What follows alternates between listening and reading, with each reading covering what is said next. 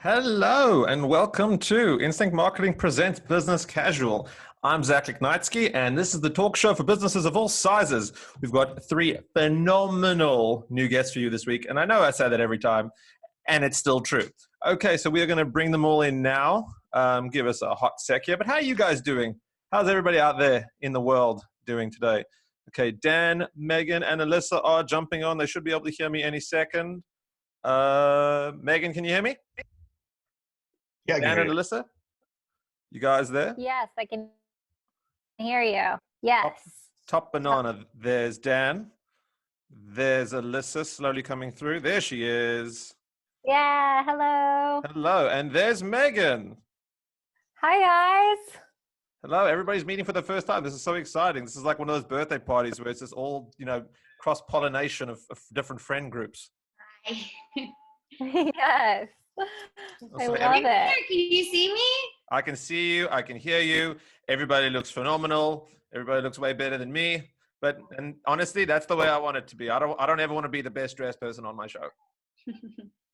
So tonight we've got a fantastic show for you guys. We're going to learn all about food, fashion, and fantastic beer because I ran out of F words. Dan, if I said food, fun, and fermentation, would that have applied? Sorry, say that again one more time. If I said food, fun, and fermentation, would that have applied? Yeah, that's fine. That's acceptable. Yeah, food, fun, and fermentation, because I totally planned that, and that's amazing. Anyway, so we're going to start out with my favorite little part of the show called Who Are You and What Are You Doing Here? But before we get into that, I just want to say thank you to everybody who's watching tonight. Jen Armel is telling me that she's finally watching despite having done 7 of these, and she's a bad friend because she's only watching now. We've got Kareen, who is an oldie from episode 2, and I say that only because she is one of the OGs who came onto the show. And for everybody out there, just to let you know, Instinct Marketing is an agency created to target small businesses to give them that same big agency treatment, but scaled down for the small business budget or price model. And we want to help you. So if you guys want to connect with us, please follow us on Instagram or Facebook. Send us a message. We want to hear from you. And anybody watching, if you could hit that share button, that's super critical to us. We helps the show out. And you know what? If I can, I'll give you a shout out. If I see a share, I'll get a shout out. So anyway, everybody's getting pumped. Samantha Kuzach is super pumped. She said, yay. Bijay Ezzedine said, let's rock and roll. Sorry that I put your name. But it's time to get down to business. So we'll start off. Dan, who are you and what are you doing here? Hey, everybody. I'm Dan from Grenadier Brewing Co. So we are a Toronto-based craft beer company, just pushing the local brand. We're pretty heavy in just Ontario right now. The plan is to expand, nationally, but our focus is just beer and beer lovers in Ontario right now. That's fantastic. I love Ontario. It's my favorite province because it's the one I live in.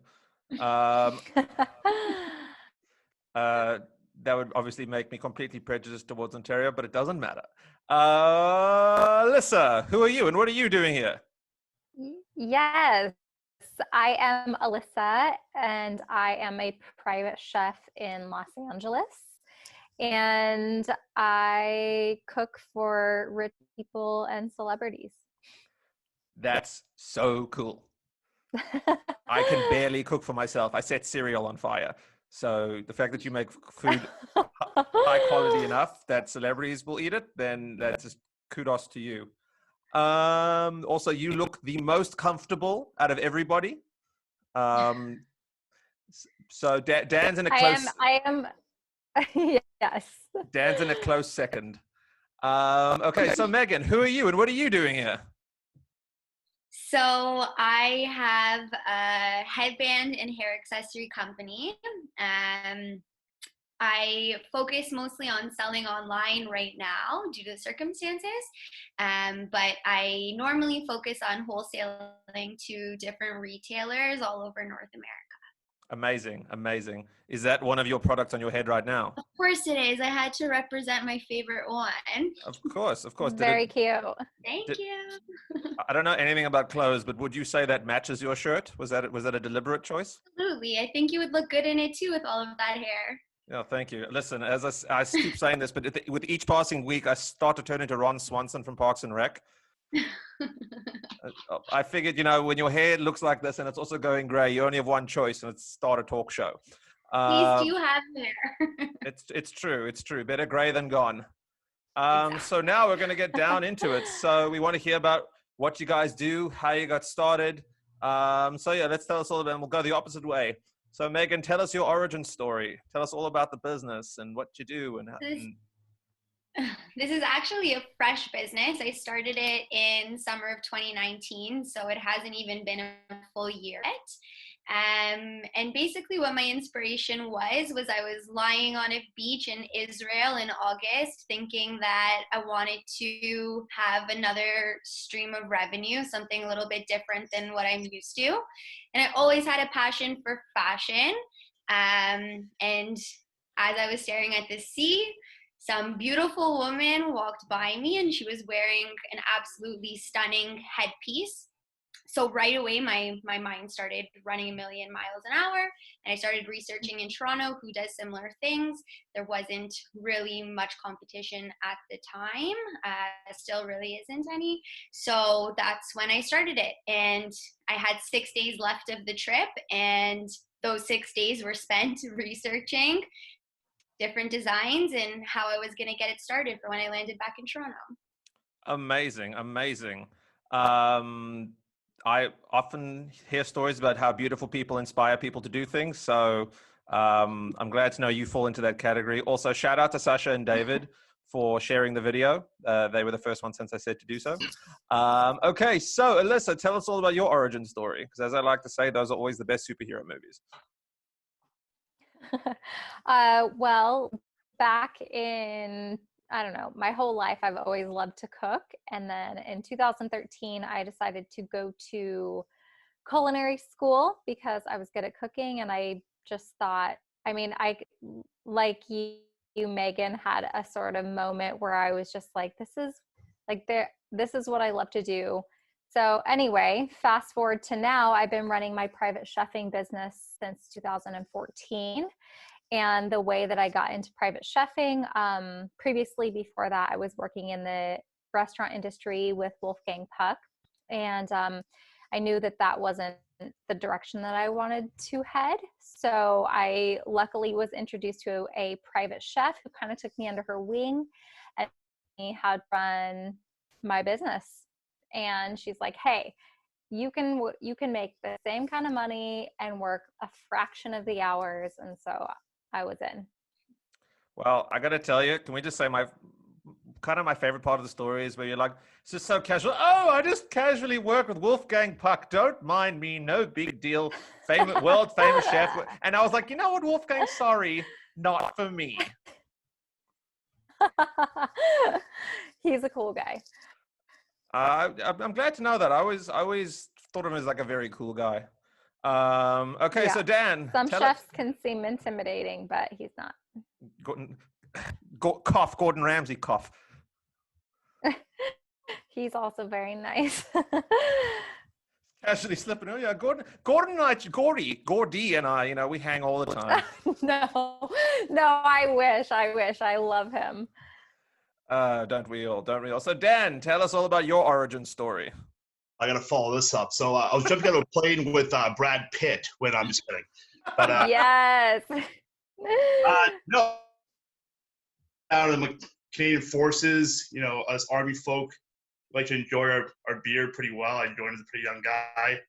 And so I was always a big beer fan. I'm a sports guy too. Like, beer just rolled in my history of my life for a long time. So, one day I woke up, and much like everything else I do in my life, I just decided I'm going to open a beer company. So, I thought about it for a while, and I had a whole bunch of brand names with my name directly in it, just to kind of doodling some stuff. And one day, I stumbled upon Grenadier Brewing, right? And Grenadier Brewing is the company in the military that I was a part of for a very long time, when I grew up with and became an adult in. And sometimes when you have this idea, kind of a dream of yours, and it kind of marries with something that actually reflects you really well, you you have the inspiration to start a company. And that's what I did. I found some partners that are as passionate with beer and, hardworking as I am.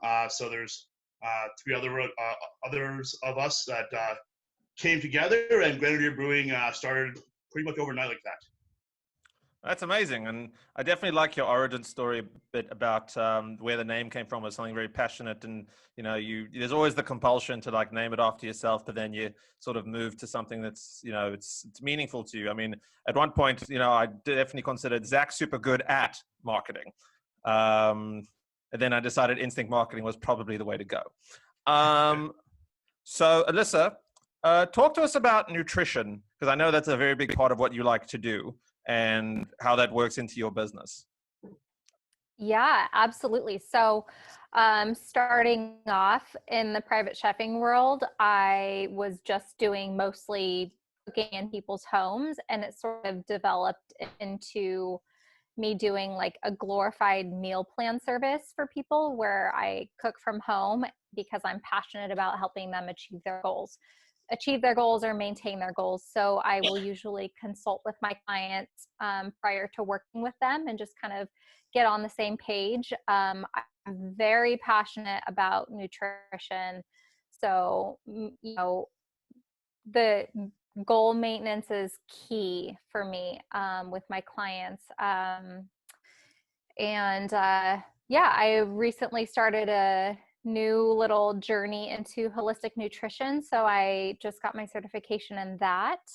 And I'm also currently in school for life coaching. So I'm hoping to be able by the end of August, September, I'll be able to roll out a program where I can offer everything.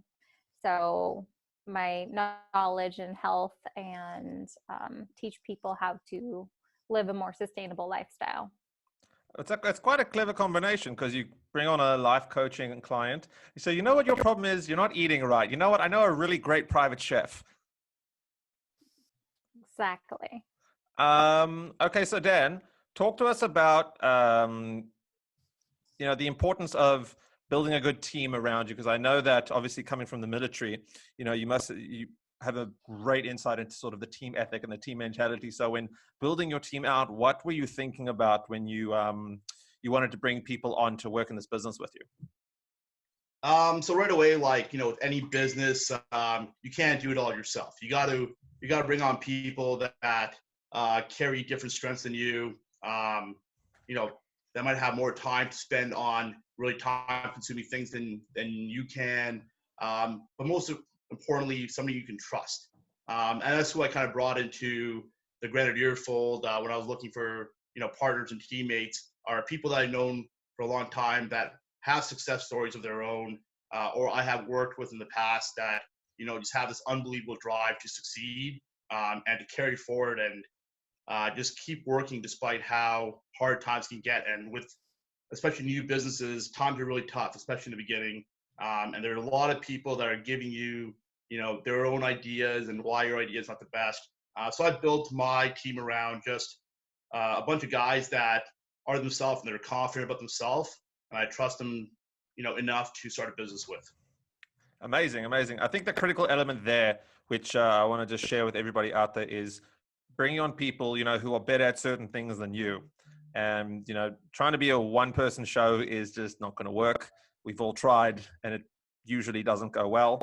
So, I mean, I can tell you that, like, for example, graphic design, I'm okay in using Photoshop and InDesign at best. So when I need help, I bring in proper graphic designers because they know how to make it just better. It's just better. So try not to have the ego about it. Bring in the people who know what they're doing, and it will just make everything better. So Meagan, talk to us about your product and sort of what drives the styles and the looks, where you pull inspiration from. Absolutely. So if anyone, and I'm sure every girl out there has watched Gossip Girl, so my inspiration is definitely this character in Gossip Girl called Blair Waldorf. Not everyone would understand, but I think most of the girls who order and follow me would. So she's a New York fashionista always ahead of the trends. Again, this was a while ago, so obviously the styles have evolved. Every season there's a new collection. So for example, right now we're coming into spring, summer, so you have to focus on different colors, different materials. Wicker is really popular right now. So you just evolve with the trends and you slowly start to bring in new accessories and new items. So recently I threw in some earrings. There are new things that are coming, which I'll be talking about once they're released, but it's just about staying on top of the trends, following different bloggers, seeing what they're doing with their fashion, and just making sure you're on trend. Okay, amazing, amazing. I want you to know there's a comment out there that says, "Girl, I got you, Blair Waldorf," and there's a heart emoji. I mean, here's what I know about Blair Waldorf is that she was played by Blake Lively, and she stole my heart. Serena. Oh, wait, sorry, no, that's the other one. Yeah, okay, clearly I did not pay enough attention to that show. I That's like okay. Yeah. Okay. Okay. That was great. That's how you know the show's unscripted. Okay, so question for the lot of you. I want to talk about your brands and sort of how they got established. And my sister's not happy with me that I got the wrong girl from Gossip Girl. Just what your brand is, how they got established, how you sort of represent that. And for all of you out there who don't know, a brand, the way I define it, is sort of the key adjectives or key core values of your business that you use to then present and have your business perceived in a particular way. And before we get to that, I do want to say, if there's anybody out there who wants to ask a question to the other entrepreneurs, there will be a Q&A. At the moment, my sister is taking up the comments, just heavily criticizing me for my Gossip Girl ignorance. But that is also a place for asking questions to our guests. Okay, so Meagan, why don't you talk to us about your brand first? My brand, so like something different than what we just discussed? No, in terms of, when you are talking about, when people find out about your business, how do they want it? How do you want it to be perceived? What are the core values you're trying to instill into that perception when they first meet? Well, the way I want people to view it is something so simple and affordable can really make you feel beautiful. So you don't need to go out and buy that $1,000 purse to have that as your accessory, or a $500 belt made by Gucci, for example, thinking that that's going to keep you on trend. You can just go find something that's in a reasonable price range, $25 to $50, that you can wear all the time, that's going to make you feel good, especially right now. And I'm sure all the girls can definitely understand me on this. Grays are growing in like crazy. We don't have hair salons open right now, so this is personally saving me. That's really kind of what a lot of people, like my customers, are saying right now is making them feel confident during this quarantine time. And it's an affordable way to feel confident. So saying combat quarantine and feel confident. Yeah, you don't need to look like a mess at home. You No, that's still great. need to feel good about yourself. Yeah, no, it's true. It's true. If you're out there and your product's making people feel good, then you're doing something right. There's something that was called the lipstick effect. I think it was in World War II that this terminology came about. And there was a recession at some point. I don't know the exact dates, but basically where I'm going with this is lipstick companies found that their sales were skyrocketing in a recession, and everything else that was higher price was going down and losing money. And when they kind of did some research as to figuring out why, it's because a lipstick is affordable. It's $10, $15, and it was something that women at home could just put on and feel great about themselves, and it was affordable during a recession. So not saying that this is the exact same situation, but just to kind of compare, something small, affordable, and easy to make you feel good and confident. No, that makes complete sense. I can 100% see that.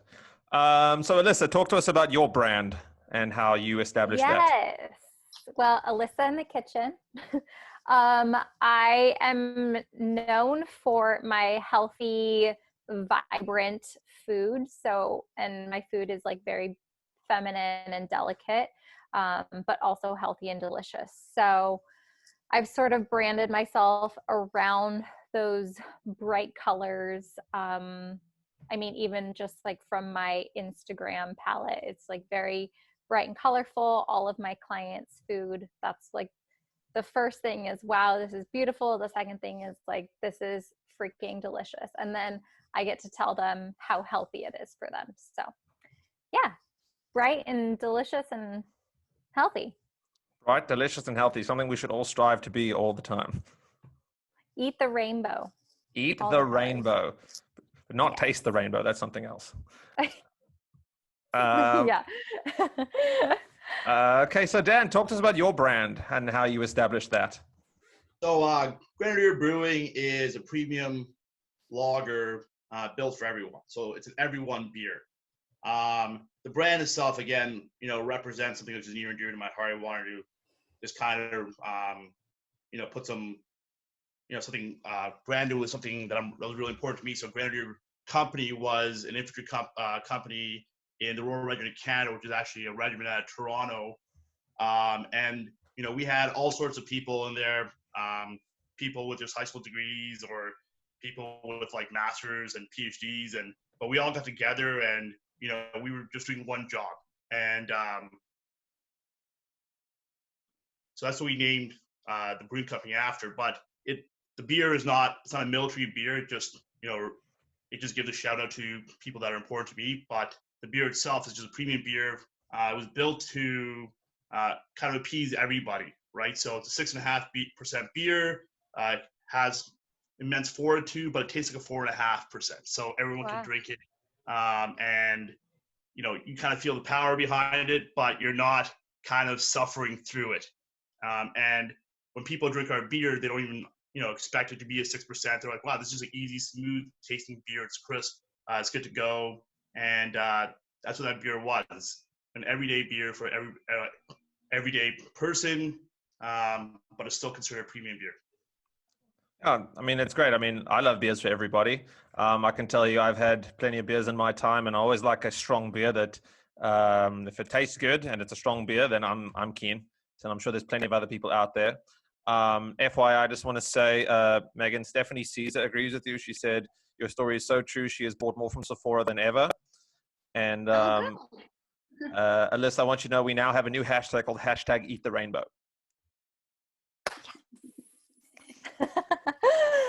I love that. It's great. It's we actually had another hashtag created about a week or two ago called #Don'tGetChoked, which basically referred to a jiu-jitsu concept about not getting choked out, and it refers to business in don't let yourself get in a position where you can get absolutely screwed.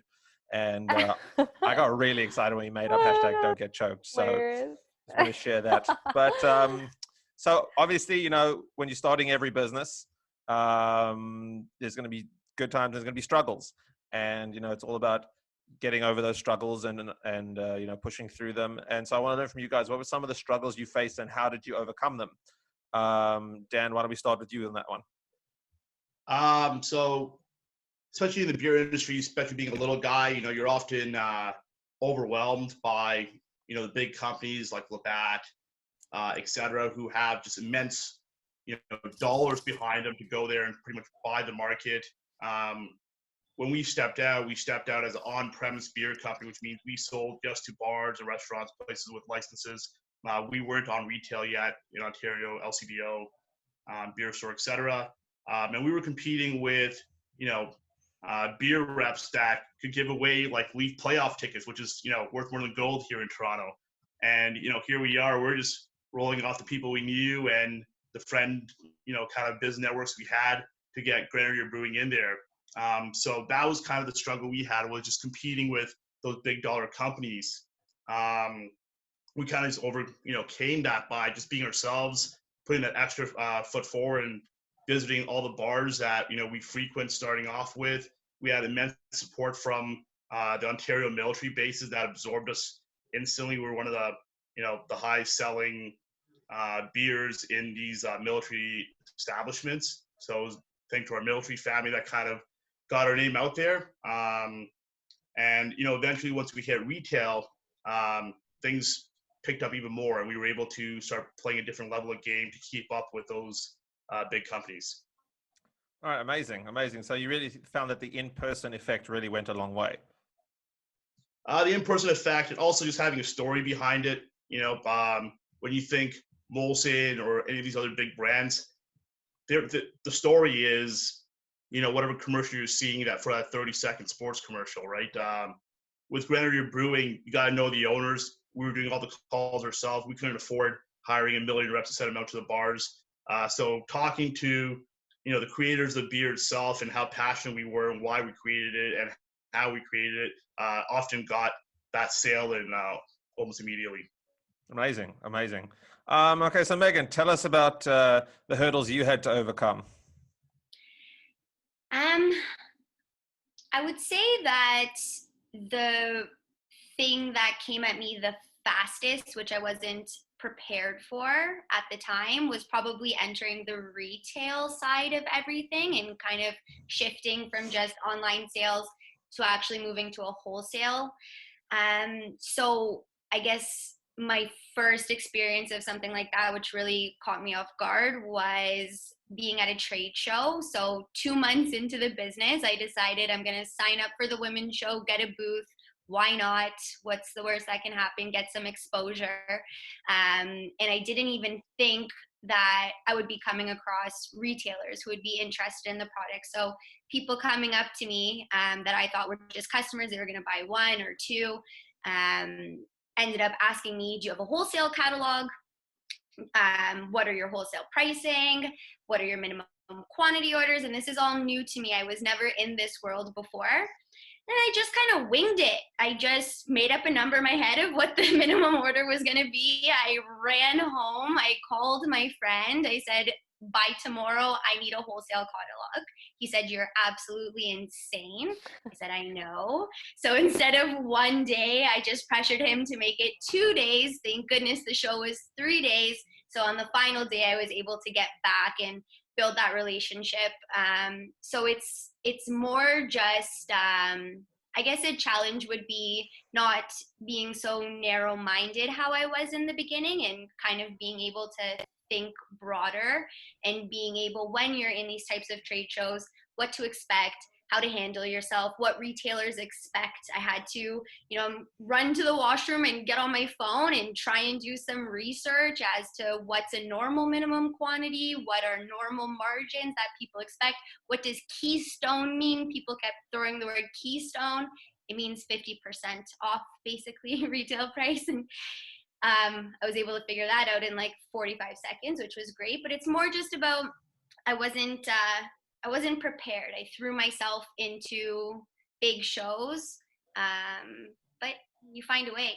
Just wing it, as long as you love what you do and you have the resources available. Like, this is my savior all the time. You can find anything online. So it's just about finding ways to be resourceful, I guess, and not overwhelming yourself. I think during holiday season, I really overwhelmed myself, and I probably should have had somebody help me, but I didn't want to spend the money. This holiday season, I certainly will. You realize what you can handle and what you can't.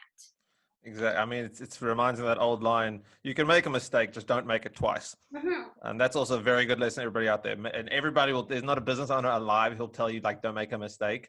Make a mistake, just learn from it. I really like your negotiation tactics of, I need this by tomorrow. Well, I can't do it. Okay, fine, 2 days. Oh, wow, that's so reasonable of you. I look nice, but I'm scary. I get what I want. Crikey. Okay, well, I'm glad we got you on the day that you wanted to be on. Okay, so Alyssa, tell us about the challenges you had to overcome and how you overcame them. Yes. First off, I love that you used crikey. The first challenge that comes up for me is, as soon as I was, as I learned from this other private chef and she gave me my first client, I thought I was on top of the world. And The next challenge though was building a clientele. So for me, that was the biggest struggle in the beginning, was so I, spent money advertising and stuff like that, which ended up being unnecessary, because as soon as I got on with an agency, which was a free agency, it ended up being like the best thing for my business. I was able to meet so many different clients, work with so many different people, and a lot of those clients I still have to this day, and that was back in 2014. So yeah, that was the biggest. And I would also go to different like private chef networking events and things like that. So I would say the biggest thing for me was building a clientele. Mm-hmm. Because I'm also freelance, because if I'm not working, then I'm not making money. So exactly. I mean, that's a constant struggle. It is. I mean, that's going to be for all of us. Although, fortunately for you, you had that avenue where you had the agency that was bringing in the clients for you. Yeah. I mean, I'm glad you did it. It's pretty impressive. Or in fact, should I say, crikey, that's impressive. Okay, so we are about the halfway point now. So I just want to remind for all the people who just jumped on who we're talking to today. Normally I introduce everybody. I thought it might be fun if you guys, quickly introduce yourselves and your businesses again for everybody out there. Meagan, we'll start with you. Sure. So I'm Meagan. My business name is Mearna Designs, and I focus on selling headbands and different hair accessories. Awesome. And Alyssa? My name is Alyssa, and my Instagram is Alyssa in the Kitchen. I am a private chef in Los Angeles to people who want to maintain their health, and rich people and celebrities. That's my favorite part. And Dan, tell us all about you again. How's it going? I'm Dan. I'm from Grenadier Brewing. We're a premium lager craft beer company from Ontario. Amazing.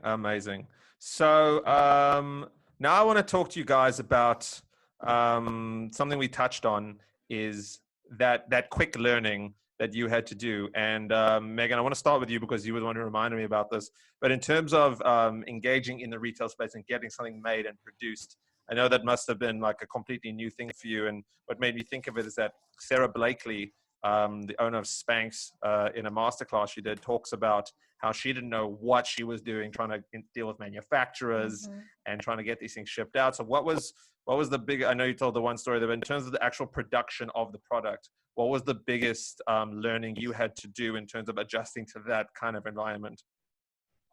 Well, when you're working with factories, you have to have minimum orders, depending on the styles that you want. So kind of taking a risk on something that I think I would wear, and that I think would be a successful product. And then you realize you have to order, 300 or 400 or even sometimes 500 of the one style. It's a little bit of a risk. So I've definitely come across instances where there's been only a few, but still those few become dead inventory. And I've strategically placed my laptop so that you can't see my little factory behind me with all of my boxes spread out throughout my condo. But a lot of it's dead inventory, and trying to figure out pricing, not just for when you're doing online, but also pricing for wholesaling. How can you ensure that, the amount that you're ordering, you're going to be successful and you're not going to end up losing money? So that's, again, you just kind of got to wing it and figure it out. Yeah, it's honestly like, it really is for everybody out there, like winging and figuring out is a big part of starting a business. Okay, so Alyssa, talk to me about something that if you were gonna make something for somebody who'd never had your food before, what's like sort of your signature go-to meal you would make for them?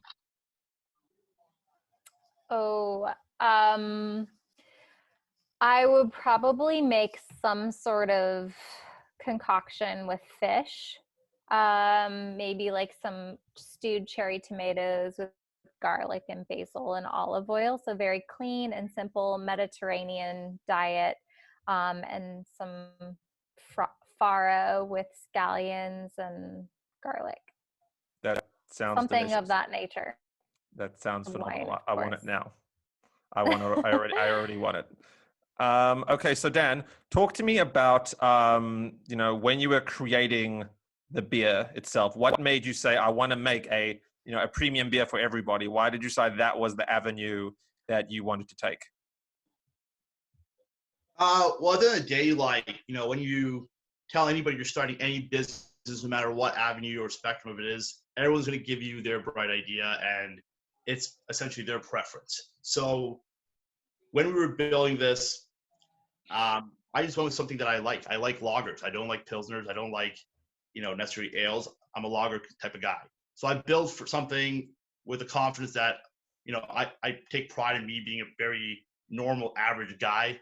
My friends are very normal, average people, and we're lager drinkers. And, we like a certain type of lager. It's, there's not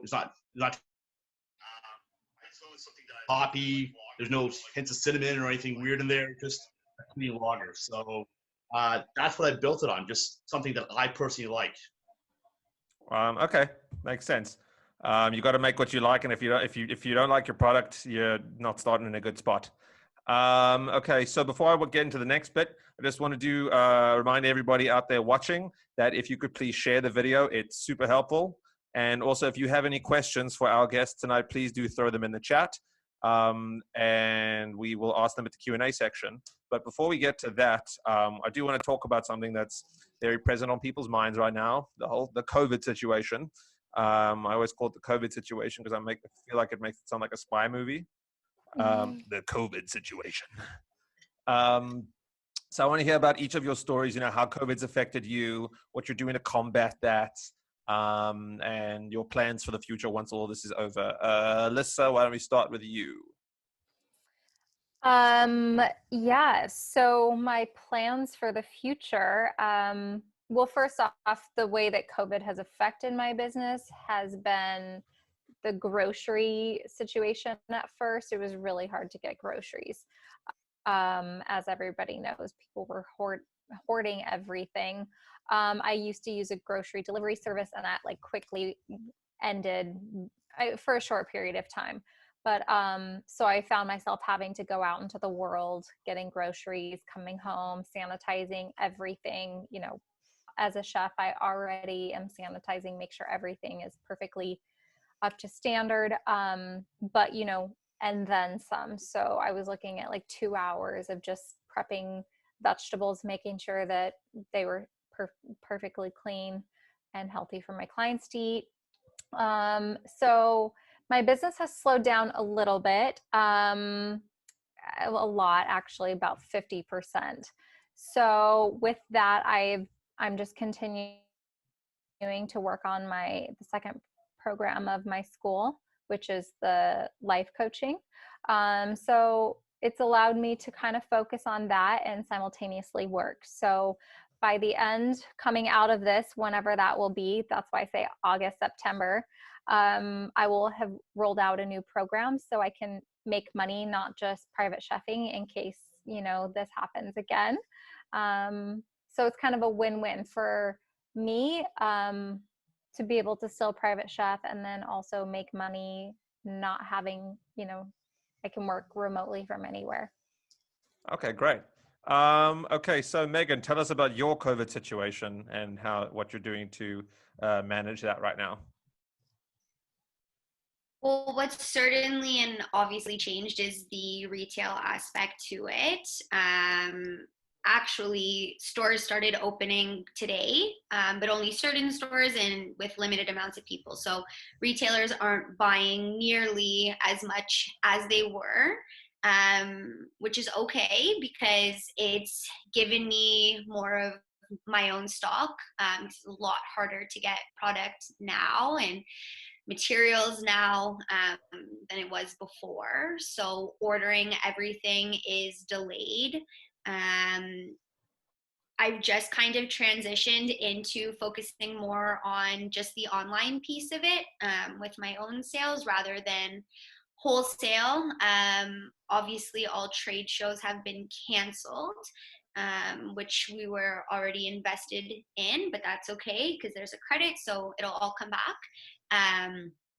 But definitely I've been putting more money and marketing and doing promotions that I've never ran before, because I didn't really need to run them as much before. But now everyone, you know, I'm not buying anything that's not on sale right now. And I think most people are doing the same. So you just need to modify with the times.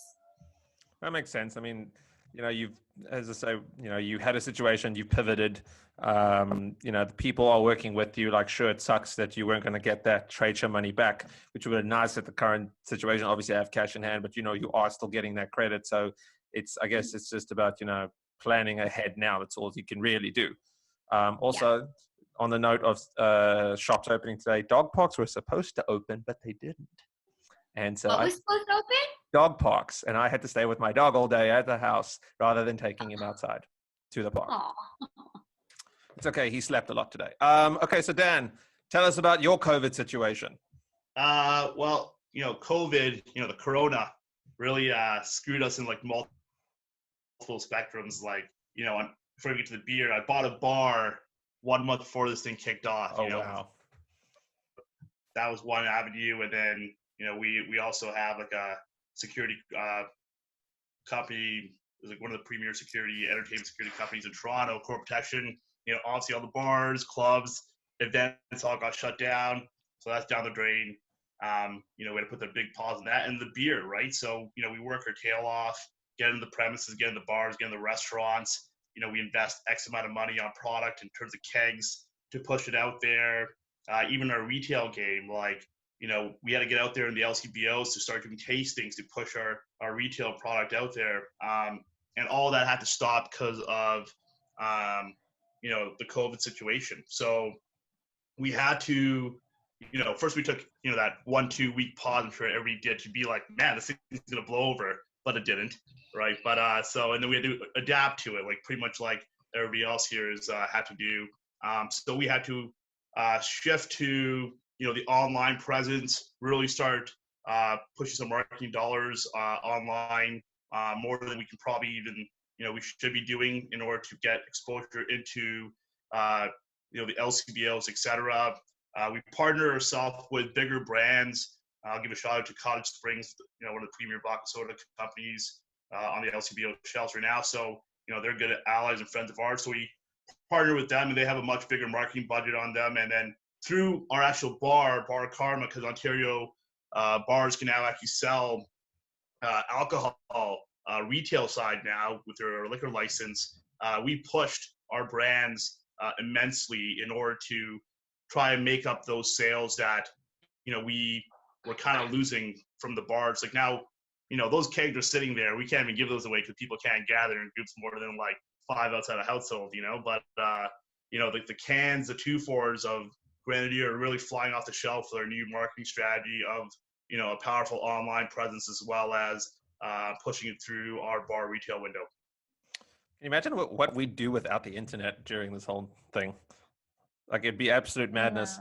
Although plus Dan, now the way you describe it now, I just imagine there's some guy with just like all of the kegs, and he's going, what are we going to do after this keg and the other keg? There's only 2 kegs left. Yeah, exactly. Okay, so now we're going to take some Q&A. I'm going to keep asking, but if anybody else has some questions out there, just throw it in the chat. I'll get to as many as I possibly can. Okay, so the first one goes to Meagan. Meagan, what is your favorite piece that you made and why?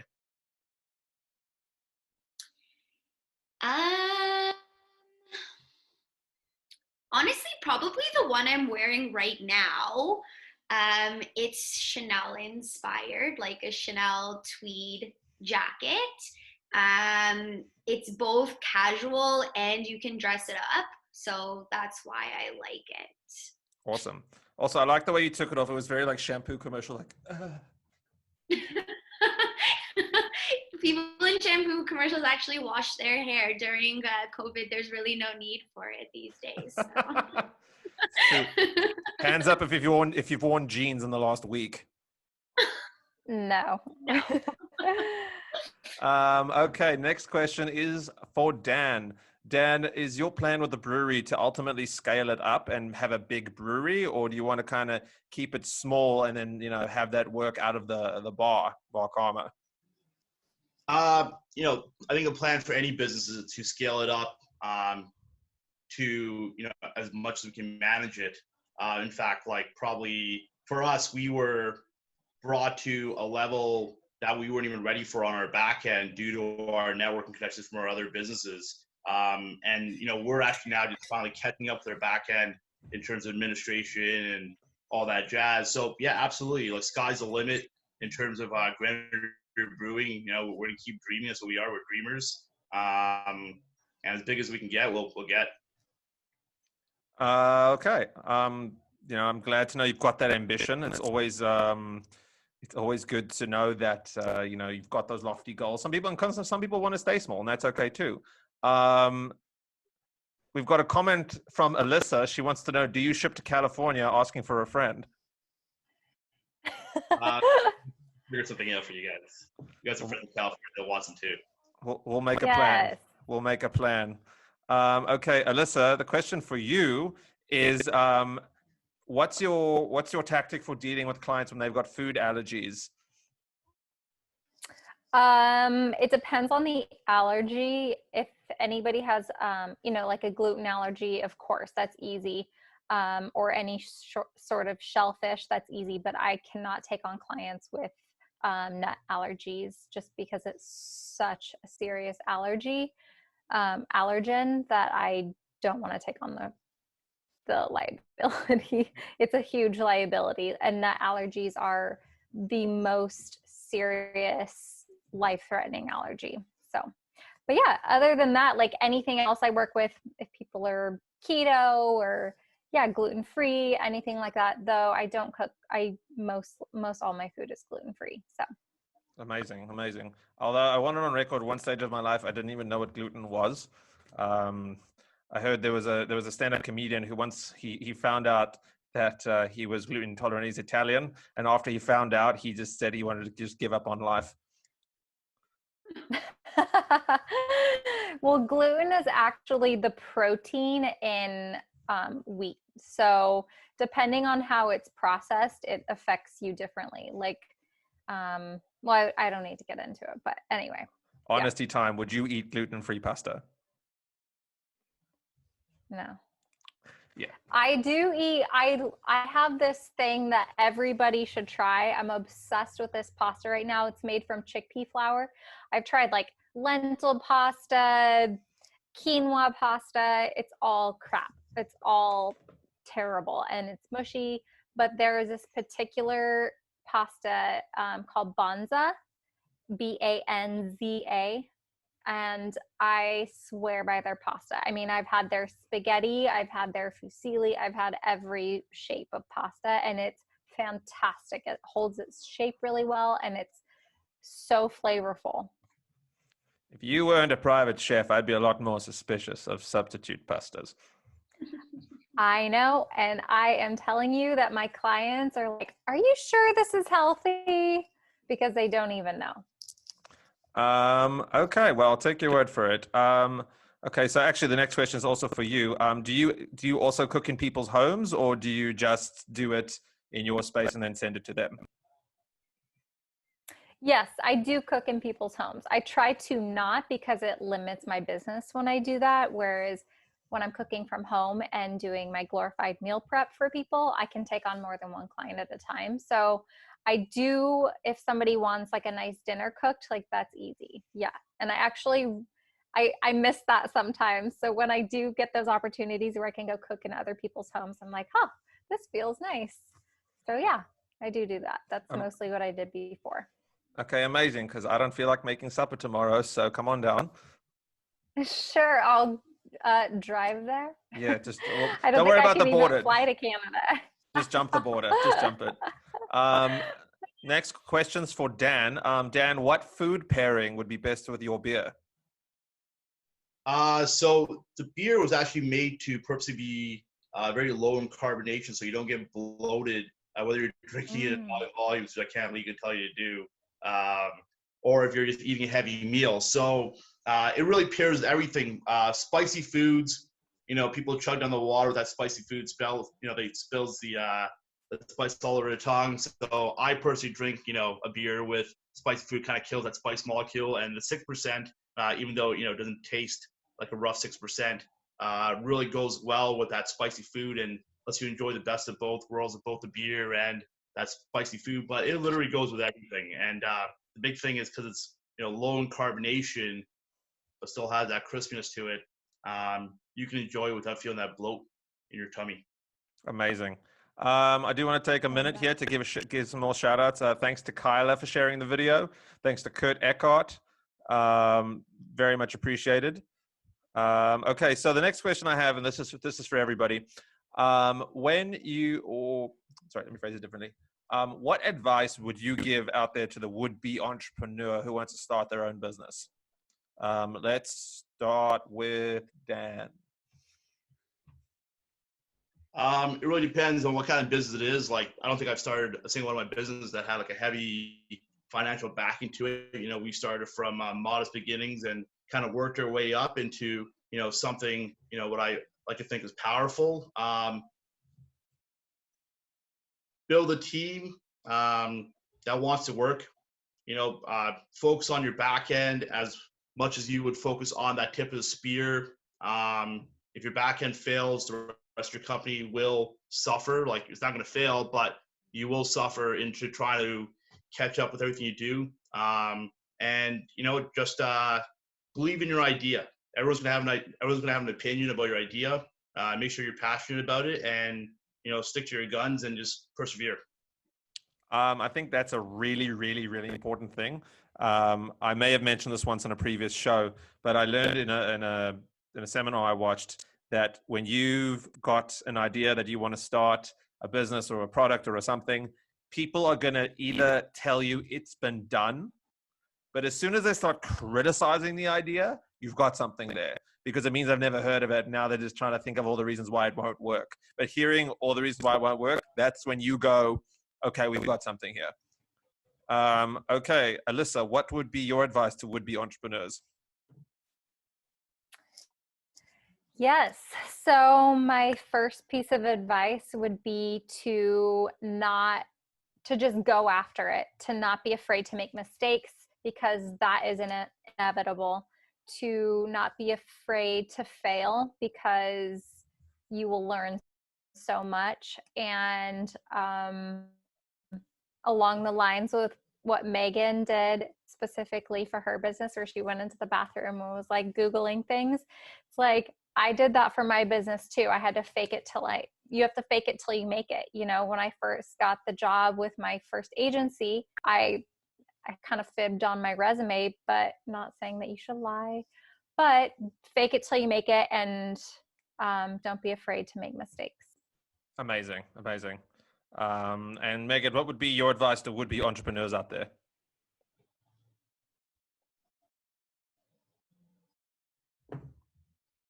Meagan, you there? I said, what's your advice to the would-be? Hold on, everybody slow down. It's my turn now? Yes, it's your turn. Okay. Sorry, it cut out.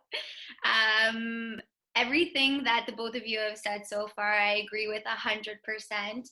I love the advice of not being scared and just going for it. And it's completely okay to make mistakes.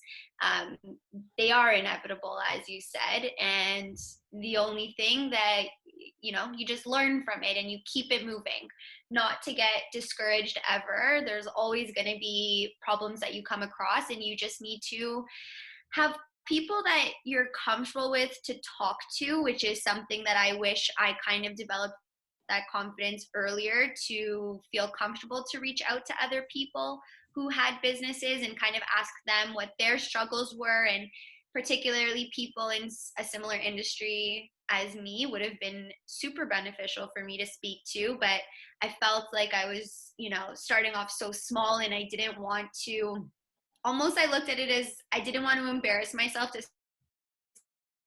someone who was already so successful, which really makes absolutely no sense.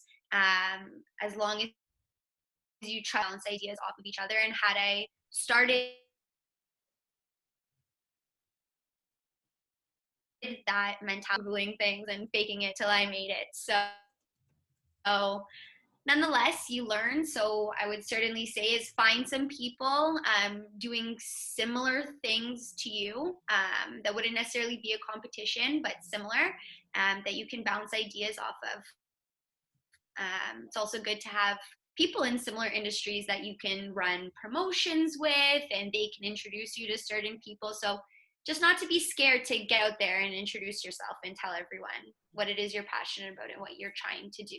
Because people are a lot more supportive than I thought they would be. That's very true. I mean, you know, sometimes you don't want to go out there, you don't ask a question, you don't want to be a bother, you don't want to like make it, you know, worried about competition and all that. But as she said, don't be scared. Don't be scared to go out there. Just put yourself out there. Just do it. Dan was saying earlier, you know, the in-person effect goes a long way. Dan, we have one more question for you from the crowd before we move on to the last bit. How did you find the right people who knew how to design and build and run the actual brewery itself, like the physical, like tanks and everything? Sorry, Zach, can you repeat that? I was kind of breaking up there. Can you hear me now? I can hear you now, yeah. So how did you find the right people who knew how to design and build and run the brewery? We now talk about, you know, the initial business partners, but in terms of the literal brewery itself, how did you know how to find those people? So to be honest with you, like we're a contract brew. So we're using another big brewery to brew our beer into. The brick and mortars are extremely expensive and time consuming, and we just didn't have the dollars when we started off to kick off with the brick and mortar effect to that level. So we used another massive brewery with our own recipes in order to get our first batches out there and going. How do we find them? You just got to do your research. Like that's where actually the Google machine comes in effect. So you're going to call 1,000,000+ people, and half of them tell you they don't even want to talk to you, and then you'll find a few that do, and you find the right fit, and you push forward in building what eventually will be your passion masterpiece. Amazing. That's great advice, everybody. Just keep plugging away. Keep plugging away. Okay, and now for the last bit, which is one of my favorite bits. It's called 30 seconds. For all you out there who haven't seen the game, basically this is very much like Taboo. I have these cards here. I'm going to be reading them, and our guests have 30 seconds to try and guess the description, as many as possible in that time. We have our counter, who is ready on the other end, waiting to submit the results. I will be doing this as a practice round, so nobody get too freaked out. And just setting the clock now. Is everybody still hearing me okay? A little bit. You're breaking up here and there. Yeah, I don't know why. The internet's normally quite consistent. Okay, so we're going to give this a go, and if it works, and if it doesn't, it's going to be hilarious. All right. Everybody ready? This is the practice round. We're going to start it in 3, 2, 1, go. Okay, the Eddie Murphy movie where he played all of the characters. The who? Okay, hold on. We're starting that again. Let me try something right here. Let's see if I can get this, and it's not going to ruin everything. Okay. Can you guys hear me now? Is that any better?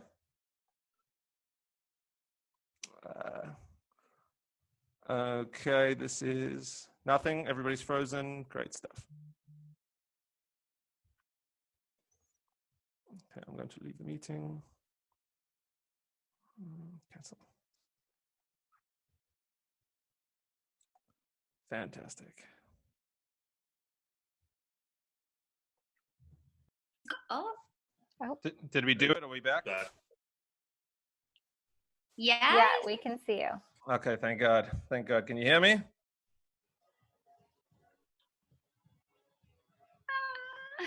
Okay, you know what? I think we're gonna skip this due to technical difficulties.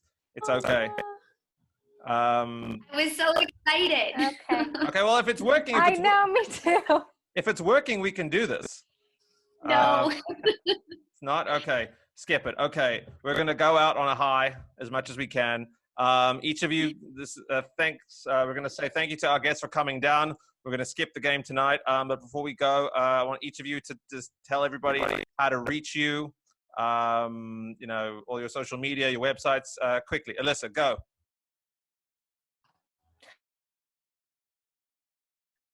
Okay, Alyssa in the Kitchen is my Instagram, and my website is linked in my bio. So you can contact me there. Awesome. Meagan, how do we do it for you?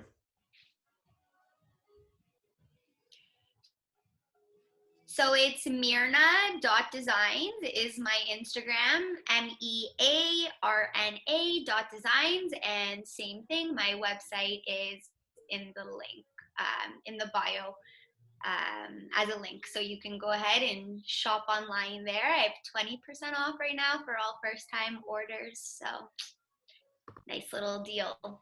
Sounds great. I can't wait to buy a headband to hide all this gray. Okay, Dan, tell us how to reach you. So you can find us on our Instagram at Grenadier_Brewing. We're also on Facebook.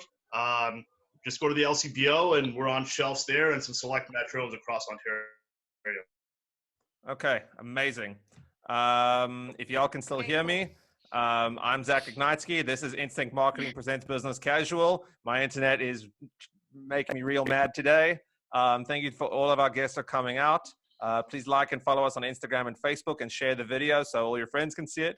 And we will see all of you guys on Thursday. Talk to you guys later. Thanks for coming down. Bye, thank you. Thanks, Zach. Bye. Later. Thank you. Bye.